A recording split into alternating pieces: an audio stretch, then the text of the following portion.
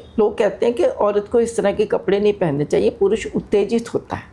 तो फिर जवाब देती है कि पुरुष उत्तेजित होता है इसलिए मेरे ऊपर पाबंदी क्यों। औरत की बात करूंगी, वो घूंघट से नीले ड्रम तक कैसे पहुंच गई। एक समय था जब वो घूंघट में रहती थी, हर एक की बात मानती थी। आज नीला ड्रम ही लोगों को डरा देता है कि कहीं औरत जो है वो मर्द के टुकड़े करके नीले ड्रम में ना डाल दे। जिंदगी के फैसले दिल से नहीं होते, दिमाग से होते हैं। कि फिर कह देते हैं जी लव मैरिज सक्सेसफुल नहीं होती। मैं कहती हूँ मैरिज तो कोई भी सक्सेसफुल नहीं होती। 80-90% लोग सिर्फ गुजारा कर रहे हैं। मैं सशक्त तब हूँ जब मैं अपनी मर्जी से ज़िंदगी जीऊँगी। मैं किसी के लिए नहीं, अपनी मर्जी से ज़िंदगी जीऊँ तो मैं सशक्त। कानूनी अधिकार मिल जाने का मतलब ये नहीं है कि बदल गया सब कुछ। कि परिवारों में भी जब तक भाई हैं आपस में अच्छी बनती है, लेकिन जब शादियाँ हो जाती हैं फिर क्यों बिगड़ जाती है उनकी। नमस्कार, आदाब, सत श्री अकाल। दोस्तों, अक्सर ही हम ये बात कहते हैं समाज बदल रहा है। समाज को बदलते हुए हम सब देखते हैं, लेकिन जितनी सूक्ष्म दृष्टि से साहित्यकार समाज को देखते हैं शायद कोई नहीं देखते। क्योंकि कहा जाता है साहित्य को समाज का दर्पण। जो कुछ भी समाज में होता है साहित्यकार देखते हैं, उसके बाद शब्दों में पिरो देते हैं। तो चलिए बदलते हुए समाज की आज हम बात करेंगे। आप देख रहे हैं चैनल RD हिंदी। मैं हूँ रीना और मेरे साथ है हिंदी की उत्कृष्ट साहित्यकारा डॉक्टर शशि प्रभा, जिन्होंने 14 पुस्तकें हमारे समाज को दी हैं। मैडम, बहुत बहुत स्वागत है आपका। धन्यवाद रीना। औरत के लिए समाज कितना बदला है, क्योंकि किसी समय तो औरत को देवी कह दो, किसी समय उसको पाँव की जूती कह दो। आपको क्या लगता है कि मेरा एक लेख है, वैसे छपा तो नहीं है, वो लिख के ही रखा हुआ है मैंने। औरत औरत औरत कि औरत चुड़ैल भी है, औरत वो है कहते हैं देवी भी है, ममता भी है, और औरत छिनाल भी है। तो औरत के साथ बहुत सारे विशेषण हैं। वो औरत अपने आप को सौभाग्यवान मानती, मैं किसी की पत्नी हूँ, मैं किसी की बेटी हूँ, मैं किसी की माँ हूँ। उसको गर्व महसूस होता है अपने आप को खुद ही ये मैं करके कि मैं तो भी ममता है ना, मैं तो देवी हूँ। उसको खुद ही खुश होती है। लेकिन फिर मेरी एक कविता है, महिमा मंडन के मनमोहक आदर्शों में बंद थे संभावनाओं के सारे द्वार। अब खुलने लगे हैं जी, लेकिन देह द्वार से होकर जाने लगे हैं सारे रास्ते। देह द्वार से क्यों? अब औरत ज़्यादा से ज़्यादा नंगी होने लगी है वो भी पुरुष की इच्छा। हम आज भी पुरुष की इच्छा पूरी करने के लिए अपने आप को नंगा कर रहे हैं। तो वो भी पुरुष की इच्छा थी, तो हम कहाँ सशक्त हुए। मैं सशक्त तब हूँ जब मैं अपनी मर्जी से ज़िंदगी जीऊँगी। मैं किसी के लिए नहीं, अपनी मर्जी से ज़िंदगी जी तो मैं सशक्त हूँ। सोच बदली है, लेकिन अभी बहुत कुछ बदलना बाकी है। अभी कल मेरे को लड़की ने बताया, उनके पड़ोस में कोई लड़की ना लव मैरिज करके आई है, यूपी से शायद। तो लव मैरिज करके आई है, 4 साल हो गए, एक बच्चा भी है। हस्बैंड ने दूसरी शादी कर लिया। अब ना तो वो कंप्लेंट कर रही है, रोती तो है। अब ये है हमारे यहाँ की लड़की, तो उसको पता है कि मेरे पास अधिकार है, वो कंप्लेंट कर सकती है, क्योंकि एक शादी के होते दूसरी शादी वो नहीं कर सकता। लेकिन वो आदर्शवादी है, वो इस बात को नहीं उठाना चाहती, तो अपने आप ही घुट रही है। तो जो थोड़ी सी लड़की बोल्ड होगी वो एक्शन लेगी। तो बोल्ड लड़कियां बहुत कम है ज़रूर। इतना परिवर्तन तो है ज़रूर जी। बाकी आज लड़कियां शायद समाज की उतनी परवाह नहीं करती जितनी पहले करती थी। बिल्कुल, क्योंकि समाज बनाया किसने? हमने ही तो बनाया है समाज। समाज व्यक्तियों का समूह है, और इकट्ठे रहना एक हमारी वो है, मतलब प्रवृत्ति है। प्रवृत्ति हम इकट्ठे रह के एक दूसरे के साथ जुड़ना भी चाहते हैं, लेकिन हम ये भी चाहते हैं कि एक दूसरे से जुड़े भी रहें और एक दूसरे से अलग भी रहें जी।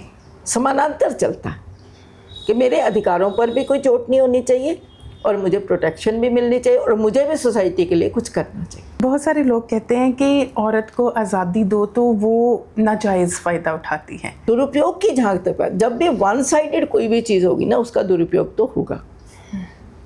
कहते हैं औरत को जब किसी को भी पावर जिसके पास आ जाती है ना तो वो पावर तो सिर चढ़ के बोलती है, चाहे पुरुष हो चाहे औरत हो। तो औरत होती है जो जनरली माना जाता है, चाहे मैं ये नहीं कहती कि सारे लोग उस चीज़ को माने, औरत चंचल होती है, इमोशनल होती है, वो जल्दी प्रभाव में आ जाती है ना।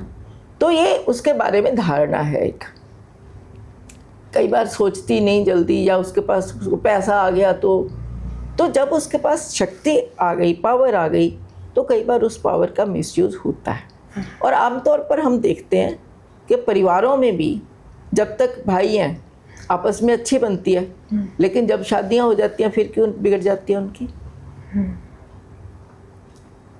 तो उसके हालांकि प्रॉपर्टी पुरुष के नाम पर होती है, बावजूद इसके झगड़े तो औरत शरीकेबाजी शुरू हो जाती है जी। तो मतलब ये भी बात यह है कि मेरे अगेंस्ट भी जा सकती है ये बात कि, लेकिन मैं किसी के कपड़ों पर टीका टिप्पणी नहीं करती। मैं कहती हूँ कि हमें अपने हिसाब से चलना, किसी को दिखाने के लिए नहीं। जी, सिर्फ ये मेरी ये बात, किसी को दिखाना नहीं है, मेरे को किसी को अट्रैक्ट नहीं करना। मैं अगर ऐसे कपड़े पहन के, मेरे मन में ये नहीं कि मैंने किसी को अट्रैक्ट करना। वैसे कहते हैं कि पुरुष जब कच्छा पहन के घूम सकता है तो औरत और घूमे तो क्या प्रॉब्लम है। फिर एक ये कहानी भी है मेरी, मतलब मैंने पढ़ी अपने रिसर्च में, कि ऐसे कहते हैं कि लोग कहते हैं कि औरत को इस तरह के कपड़े नहीं पहनने चाहिए, पुरुष उत्तेजित होता है। तो फिर जवाब देती है कि पुरुष उत्तेजित होता है इसलिए मेरे ऊपर पाबंदी क्यों? मेरे ऊपर पाबंदी क्यों है? पुरुष ना पहने ऐसे कपड़े, है ना। पुरुष को अपने ऊपर कंट्रोल करना चाहिए। तो ये जिम्मेवारी मेरी नहीं है, ये उसकी जिम्मेवारी है कि अपने आप को कंट्रोल करे, अपनी भावनाओं पर नियंत्रण रखे। तो मेरे ऊपर पाबंदी, अब जैसे कहते हैं कि औरत पर्दा करके रखे क्योंकि पुरुष आकर्षित होता है, तो ये तो कोई बात नहीं ना है। जी मैम, हमारा समाज ना लिव इन तक पहुंच गया है। पहले होता था जॉइंट फैमिली सिस्टम, संयुक्त परिवार, सभी इकट्ठे रहते थे। फिर उसके बाद क्या हुआ? न्यूक्लियर फैमिली सिस्टम, चलो एक एक परिवार रहना शुरू हुआ। उसके बाद फिर से अलग हुआ, एक ही घर में अलग अलग कमरे, सभी अपने अपने कमरों में रहते हैं। आजकल हम यहाँ तक पहुँच गए कि लिव इन में रहो, शादी ना करो। वहाँ से चला समाज यहाँ तक कैसे पहुँच गया? क्या कारण है? ऐसा है ना कि लिव इन जो है ना हमारे समाज में अभी आया, बेशक बाहर तो चलता ही है, पश्चिमी देशों में वो तो परवाह ही नहीं करते इस चीज़ की, है ना। तो जब वहाँ के समाज में कोई ऐसी दिक्कत नहीं है, हमारे समाज में दिक्कत है। अब हमारे भी, क्योंकि हम धीरे धीरे बदल तो रहे ही हैं, बदल रहे हैं, तो वहाँ के ना तो वहाँ बच्चे इस चीज़ की परवाह करते हैं, उनके बच्चे मानसिक रूप से तैयार होते हैं, उनको कोई फ़र्क नहीं पड़ता। और उनका, हम आज भी मानते हैं कि पश्चिमी देश हमसे ज़्यादा उन्नत है, मानते हैं ना जी, क्योंकि उनके दिमागों पर बोझ नहीं है, या वो मानसिक रूप से उन चीज़ों को स्वीकार करने के लिए तैयार। हमारे समाज में क्या है, हम उन चीज़ों को मानसिक रूप से स्वीकार करने को तैयार नहीं है, इसलिए शायद हम पीछे, या हम उनके प्रति तो अट्रैक्ट होते हैं। बाहर क्यों जाते हैं हमारे बच्चे भाग भाग के? हम अट्रैक्ट होते हैं जी, हमें वो समाज अच्छा लगता है। हमारे समाज में वही चीज़ हो तो हमें बुरी लगती है। फिर ऐसी स्थितियों में धीरे धीरे पश्चिमीकरण भी हुआ हमारा, ग्लोबलाइजेशन, बाजारीकरण। तो अब लोग सोचने लगे हैं कि ऐसे बंध के रहने से इससे ज़्यादा अच्छा भी हम फ्रेंडशिप में रहें, लिव इन में रहें। तो अभी भी मानसिकता हमारी उतनी ज़्यादा नहीं बदली है कि हम लिव इन में रहने को सहजता से लेते हैं। सहजता से तो नहीं लेते, लेकिन वो भी ये, क्योंकि जब लिव इन में रहते भी हैं ना लोग, तो उनके मन में कहीं ना कहीं एक असुरक्षा की भावना रहती है, जबकि असुरक्षा की भावना तो शादी के बाद भी है। मैडम, जो साहित्यकार होते हैं ना, वो हमेशा लोगों की मानसिकता को पहले समझते हैं फिर लिखते हैं। एक मानसिकता में समझना चाहती हूँ, मर्द हाथ क्यों उठाता है? पहले भी उठाता था, आज भी। अहंकार उसके अंदर, इसको, इस अहंकार को पोषित किया है औरत ने। औरत ही पोषित करती है। औरत कहती है मैं, मेरा सुहाग, मेरी चूड़ियाँ। क्यों? इसके पीछे रीज़न है कि औरत जो है शारीरिक रूप से थोड़ी सी कमज़ोर मान ली गई है। और कई बार ऐसा होता है कि आप किसी और से तो बदला ले नहीं सकते। पूरे आदमी, औरत कमज़ोर है, वो खा भी लेती है जी, है ना, खा लेती है ना। अब जब खा ही लोगे तो फिर वो मारेगा तो उसके अहम संतुष्ट होता है। सिर्फ ईगो सेटिस्फैक्शन है। एक वो जोक सा भी बना हुआ है कि एक आदमी को आदत ही थी कि आके उसको अपना पत्नी को मारना ही मारना उसने। तो पत्नी को रोज़ कहती मैं इतनी कोशिश करती हूँ कि मेरा पति मुझे ना मारे, मैं कोई गलती ना करूँ, फिर भी कहती पता नहीं क्यों उसको कोई ना कुछ मिल जाती है कोई बात। तो एक दिन वो ऐसे ही अपनी तरफ से पूरी कोशिश, आज कुछ नहीं है कि नहीं मारेगा, फिर भी वो भी सोचता है कि अब मैं मारूँ किस बात पे। तो कोई सूझता ही नहीं उसको। फिर वो कहता तू ना आटा गूंथती, हिलती क्यों मैं? जी, तो मारने लग जाता है। फिर ऐसे ही पत्नी को पूछता है कि ये आसमान में इतना ये चांद तारे क्या है? कहती ये तो भगवान के वो हैं, साधन आने जाने के, है ना। तो कहता है ये सारी फिर सड़क, हाँ भगवान की सड़क है कहती। अच्छा। कहती फिर सड़क पर जो याता जाता है हमारे ऊपर नहीं गिर जाएगा। जी। तो ये मतलब आदमी की ईगो है और कुछ नहीं, अहंकार है भी मैं मालिक हूँ। जी मैम, समय बदला। हाँ, औरत की बात करूंगी, वो घूंघट से नीले ड्रम तक कैसे पहुंच गई? एक समय था जब वो घूंघट में रहती थी, हर एक की बात मानती थी। आज नीला ड्रम ही लोगों को डरा देता है कि कहीं औरत जो है वो मर्द के टुकड़े करके नीले ड्रम में ना डाल दे। औरत का ये बदलना, इसको आप किस दृष्टि से देखते क्या है? मैंने पहले भी अपनी पहली इंटरव्यू में कहा था कि जब आप अपने बच्चों को, अब आज के समय में हम अपने बच्चों को अपने कंट्रोल में नहीं रख सकते, सोचना ही नहीं चाहिए। तो जब माँ बाप उसको, उनको पता है कि हमारी बेटी जो है वो किसी और से शादी करना चाहती है, तो उसको इसके हाल पर क्यों नहीं छोड़ा गया? है ना, छोड़ देना चाहिए ना। तो नहीं छोड़ा गया, फिर ज़बरदस्ती उसकी शादी की गई, उनको अंधेरे में रखा गया। तो ये कहीं ना कहीं तो गलती हमारी अपनी है ना। तो लड़कियों को यहाँ तक पहुँचाया किसने? हमने स्वाधीनता दी उनको, जब आज़ादी दी। ये स्वाभाविक है। जब मैंने पहले ही कहा कि जब आपको पावर मिलेगी तो कहीं ना कहीं ये घटनाएं तो होंगी। जब आप फिर संस्कारों की कमी तो है कहीं ना कहीं। आजकल के पेरेंट्स के पास ना तो बच्चों को देने को टाइम है, ना उनको इतनी समझ है कि बच्चों को समझा सकें, है ना। तो बच्चों को जब पेरेंट्स की एक जिम्मेवारी बन जाती है कि बच्चों को संस्कार दें, समझाएं कि बच्चों तुम अपनी मर्जी कर सकते हो, लेकिन तुम्हें अपने दिमाग का इस्तेमाल करना। जिंदगी के फैसले दिल से नहीं होते, दिमाग से होते हैं। तो ये सिखाना पेरेंट्स की जिम्मेवारी है। आपने बिजनेस भी उसके हाथ में दे दिया, बेटी के सब कुछ दे दिया, लेकिन संस्कार नहीं ना दिए उसको। जी। अच्छा, फिर उसको कह दे कि कोई भी बात हो हमें बताना है। लेकिन पेरेंट्स क्या कहेंगे? ये नहीं करना, वो नहीं करना, यहाँ नहीं जाना, वहाँ नहीं जाना, या अपनी अंतर्जातीय विवाह नहीं करना, ऐसे नहीं करना, उसके साथ नहीं करना। तो मैं कहती हूँ कि लड़की गलत काम करती, गलत है, उसका मेल भी गलत है, उसका चॉइस भी गलत है, जाने दो। हम ये नहीं कर सकते, जाने नहीं दे सकते। हम कहेंगे अपनी जात में ही कराओ, अपनी बिरादरी में कराओ, तो वो उस टाइम तो कर लेगी, लेकिन उसका नुकसान तो होता ही है। इंसानी प्रवृत्ति है, पैशन है। कहते हैं ये जो काम होते हैं ना, क्राइम, ये एक मोमेंट्री चीज़ होती है, पैशन है। जब आपके किसी के प्रति अट्रैक्शन है ना, तो वो इतना पावरफुल होता है कि आपको उस टाइम कुछ पता ही नहीं चलता कि आप क्या, हालांकि बाद में चाहे उससे ना भी बनती, हो सकता है ना बनती, लेकिन वो एक है अट्रैक्शन, उस ये जुनून है। मैडम आपने फैसले की बात कही है, सही फैसला कैसे ले सकते हैं लाइफ में? नहीं, सही फैसले के लिए तो आपको ना टाइम देना, अपने आप को टाइम देना पड़ेगा। मैं ये कहती हूँ कि हमारे क्या है कि जैसे हम कहते हैं लव मैरिज हुई है, मैं कहती हूँ लव मैरिज कुछ नहीं होता। लव क्या है, पहले तो ये समझना ज़रूरी है कि लव क्या है। पैशन को तो लव नहीं कह सकते ना। एक मोमेंटरी अट्रैक्शन, आप पहली बार कहते हैं जी पहली नज़र में लव हो जाता है, पहली नज़र में प्यार, ऐसा कुछ नहीं होता है। आप घुलिए मिलिए, दोस्त बनाएं, 4 दोस्त हैं 5 दोस्त हैं, आप सिलेक्ट करेंगे।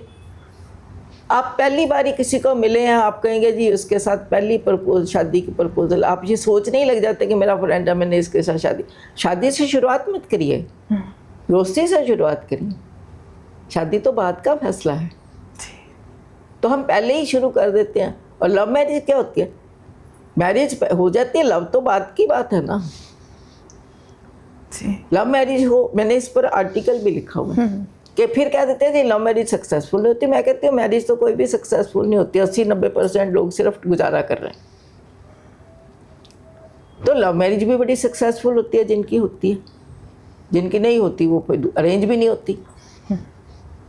तो ये चीज़ें तो ऐसे बेमानी है सारी। फैसला लेना चाहिए सोच समझ के, इमोशनल होके। तो लोग ज़्यादातर इमोशनल होके फैसला लेते हैं। तो अपने इमोशंस को कैसे थोड़ा काबू में करें? नहीं, काबू में ऐसे करें ना भी, लोग जिसके साथ भी आपकी थोड़ी बहुत है उसको अंडरस्टैंड तो करें ना, उसको समझें, उसको अंडरस्टैंड करें और अब टाइम दें, परखें, टाइम दें। और फिर वही मैंने कहा कि अगर नहीं आपको लग नहीं रहा तो आप छोड़ दें, और बड़े खुले मन से छोड़ें जी, बिना सोचे समझे छोड़ें और बिना टेंशन लिए छोड़ें जी। तो ये ज़रूरी होता है फैसला लेना।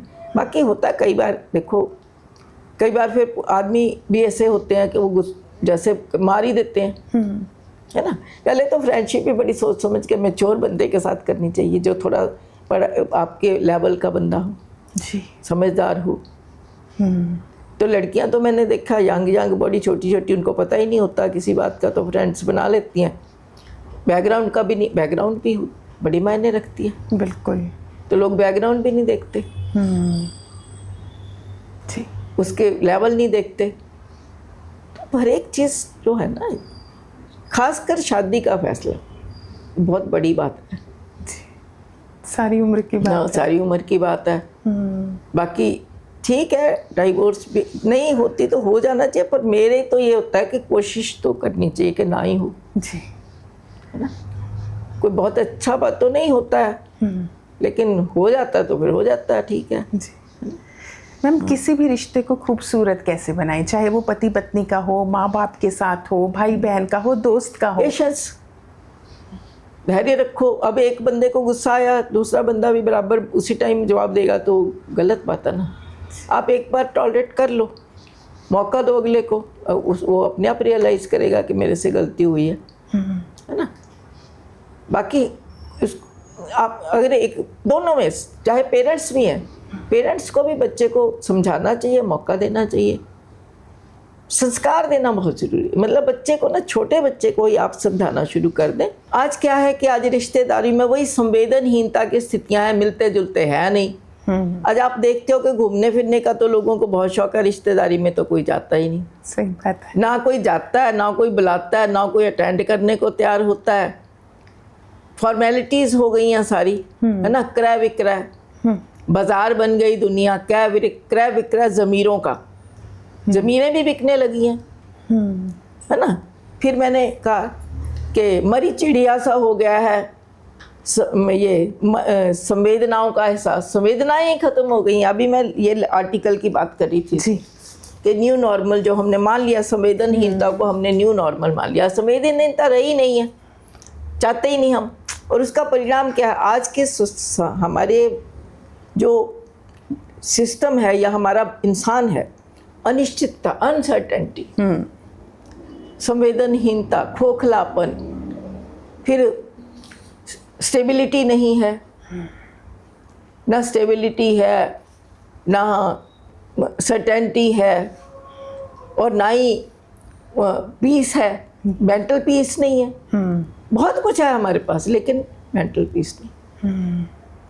फिर खोखलापन है, मन के अंदर हम खालीपन महसूस करते हैं, बहुत कुछ मिल गया फिर भी खाली। खोखलापन है, अकेलापन है, घुटन है, बेबसी है।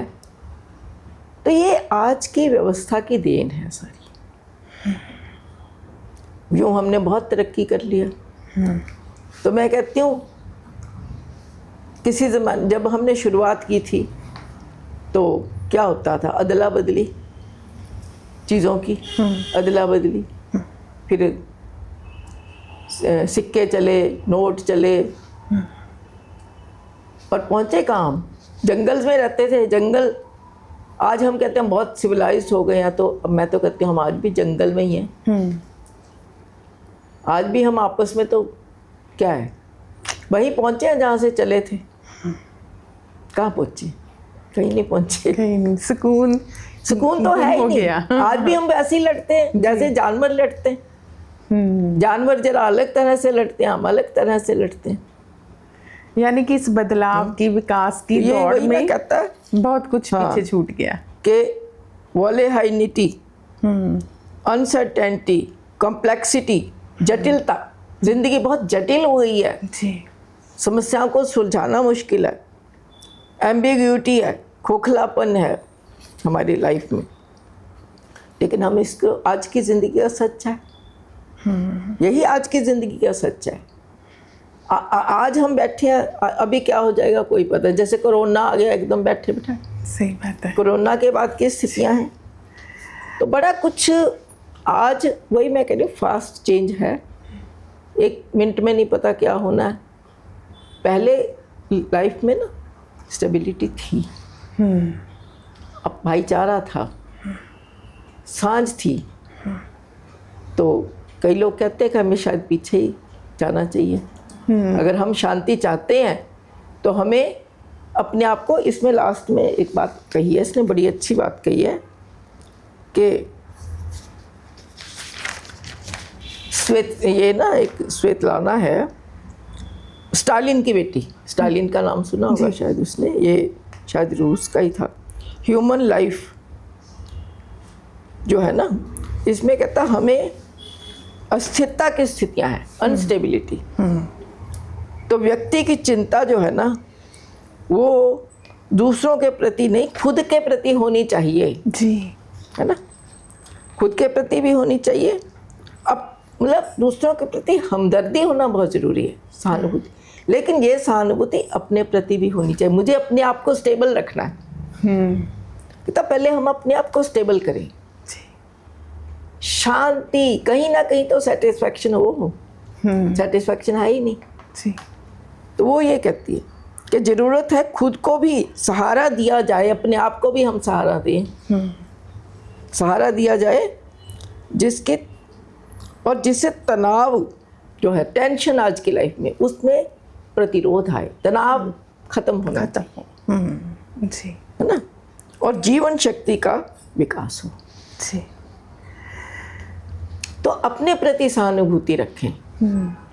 मैंने अपने आप को बचाना है मानसिक तनाव से जी, तो इसलिए स्ट्रांग होना है, बिल्कुल स्ट्रांग होना मुझे। और फिर दूसरों के साथ भी मुझे जुड़ना है, जुड़ना बहुत ज़रूरी है। तो जब अगर हम संवेदनहीनता की स्थिति में जाते रहेंगे तो अंदर से ख़त्म हो जाएंगे। बिल्कुल सही बात है। तो हमें ख़त्म नहीं करना अपने आप को, तो इसलिए ज़रूरी है कि हम थोड़ा सा अपने आप को समझें, अपने आप को समझने की ज़रूरत है जी। तो मैम, सुकून के साथ, संतुष्टि के साथ कैसे रहा जाए, ये जाते जाते जैसे मैंने आखिर में बताया कि अपने आप को, अपने आप से हमदर्दी रखिए कि मुझे अपने आप को ठीक रखना है, स्वस्थ रखना है। तो इसलिए हमें सुकून तभी मिलेगा, है ना, जब हम अपने प्रति, अपने शरीर के प्रति, अपने मन के प्रति, अपने अंदर सहानुभूति पैदा करेंगे। अपने प्रति सहानुभूति मुझे किसी से ही नहीं, वो बात की बात है, लेकिन मुझे अपने आप को शांति देनी है, तो मुझे अपने प्रति पहले जिम्मेवारी है मेरी अपनी, जी अपने प्रति हमारी रिस्पॉन्सिबिलिटी है, उसको समझे जी कि अगर हम ऐसे सोचते रहे कि मेरे पास ये नहीं है, मेरे पास ये नहीं है, मतलब थोड़ा सा हम इस दौड़ से बाहर आए और स्थितियों को सहजता से स्वीकार करें। ये सबसे बड़ी बात जी कि स्थितियों को सहजता से स्वीकार करें, कम से कम रुकावट आए, कम से कम मतलब हम दखल, लेकिन भाईचारा जुड़ना है दूसरों से, लेकिन इस तरह जुड़ना है कि अलगाव भी बना रहे और जुड़ाव भी बना रहे। जी इस तरह से जुड़ें ताकि हम भी खुश रहें और दूसरे भी खुश रहें, जी और सुकून तो अपने आप मिलेगा ही। बिल्कुल। तो हम भी ठीक रहेंगे, वो भी ठीक रहेंगे। जी मैम, आपने कीमती समय दिया, आपका बहुत बहुत धन्यवाद रीना। जी, तो बातचीत तो कभी ख़त्म ही नहीं होती। आज के विशेष प्रोग्राम में इतना ही, फिर मिलेंगे, धन्यवाद।